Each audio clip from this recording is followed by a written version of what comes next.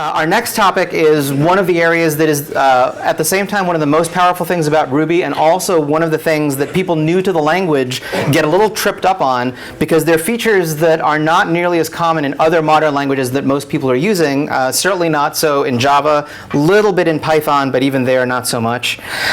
So let's talk about blocks and iterators and some of the functional idioms that they enable.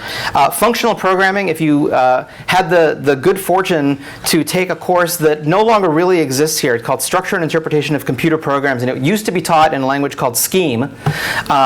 And that course, among other things, had an introduction to a really deep idea called functional programming that has been in the languages community for a long time, and some people, including me, think it doesn't always get the airplay that it should.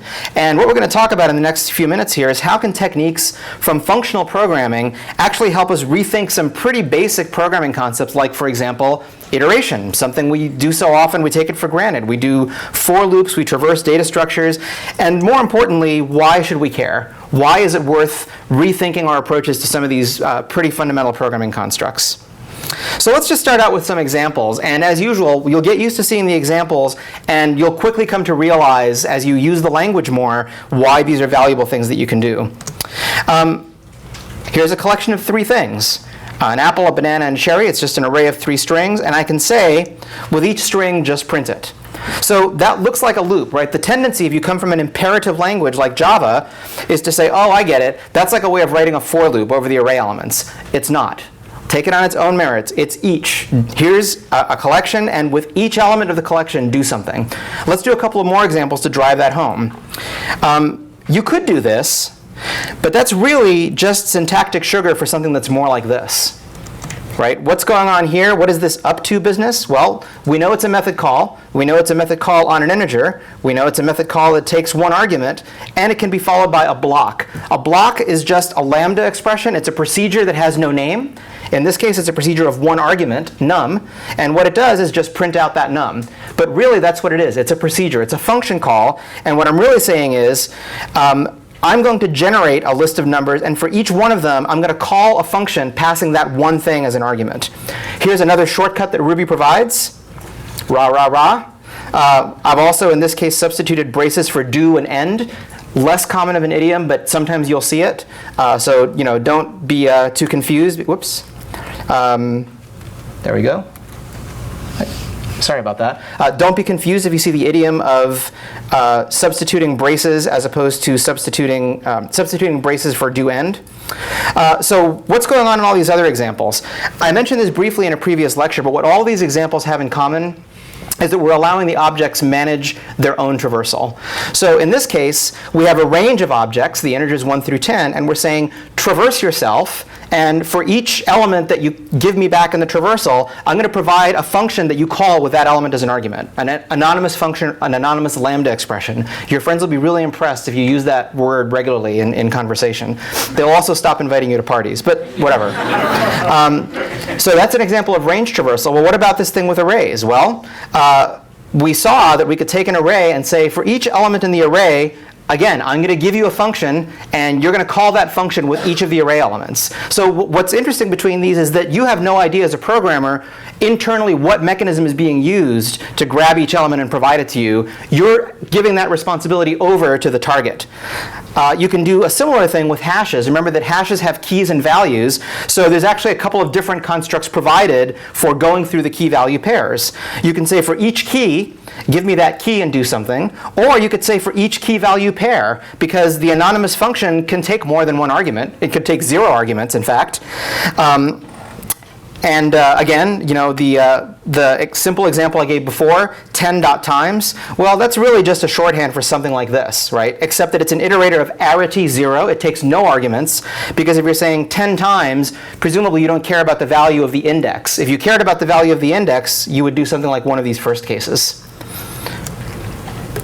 So what this leads to is something that a lot of Ruby programmers call expression orientation. You don't think in terms of I'm going to do something to this collection. Instead, you think in terms of, hey, collection, I'm going to ask you for things, and I'm going to do things to your elements. So for example, I can have a collection X, which is just an array of strings, and I can say, sort yourself. I can say, take your unique elements, which, by the way, what does that do? It returns a new copy. So X is not being modified here. No X's have been harmed in the preparation of any of these examples. I'm getting a new copy, which is X with the replicated elements removed. And then I'm going to reverse that. So I get banana, cherry, apple. There are versions of some of these that are dangerous. Remember I said that sometimes if you see a function name that ends with bang, it means this function is dangerous, or it may have side effects, so use with care. So in some cases, like reverse, there is a variant that ends in bang that does modify the receiver. So X reverse bang, or X reverse, actually means X will be modified. There's also map. If you've used language like Python or even Scheme, map is for each element of the array, I'm going to do something to each element, and the result is to return a new thing. So whereas the result, before when we were traversing the elements, we were just saying, here's a function call, and it's going to do something with each element, map goes further and says, actually, the result of the overall map is a new collection in which each element has been, in which each element is the result of calling that the anonymous lambda. So in this example, I take my original collection of fruits, and for each element in the collection, I'm going to call reverse, which reverses a string, returns a new copy of the string with the elements reversed. So the result of this intermediate step is just an array in which each of the words has been individually reversed. Oh, and by the way, since the result of the overall map is itself a new collection, I can call sort on that. So what you'll see in Ruby is you'll see A.B.C.D. You sort of build up a list of things you want to do. It's almost like a Unix pipeline. But the idea that everything returns a copy of something, it has a value, it evaluates as an expression, and then you can continue to do more things on that expression, that way of thinking really comes from functional programming. And we're going to see some cases where it's very, very useful.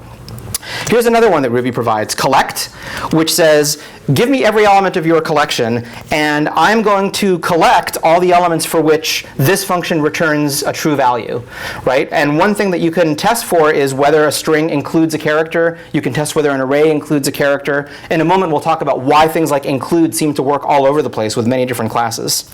I can ask, is it the case that any of these elements satisfies a particular condition? There's a real-life example that I would suggest you check out offline, because I don't want to take the time to walk through it in this video. But just to give you a preview of it, I'll just show you the code. We're not going to walk through it in depth right now. Anybody have a Clipper card who lives in the Bay Area? It's your public transit card, and you can check your balance online and things like that. And I wanted to write a script that would basically let me go to a single URL and check my balance without having to log into their website, which I'm not a huge fan of. So I used a library called Mechanize, which lets you write scripts against a remote web server. And I created a new Mechanize object. I post to the URL of the Clipper site with my username and password. And notice the dot at the end of every one of these lines. This is all one line, right? Remember I said A.B.C. I'm calling a variety of different methods to build up this expression. So I'm posting a form. The result of posting a form is whatever their site sends back. Then I'm going to look for a link that has this href, click on that link, parse the resulting page, looking for these HTML elements, go to the first row of the table, go to the second, third column, and look for content that matches a $sign followed by a decimal amount, and return HTML. That's one statement, kids. Okay? Now, I'm not saying that was beautiful code. Don't get me wrong. I needed something quick and dirty that would work. But the fact that I was able to write that in such a compact way is really what I'm talking about.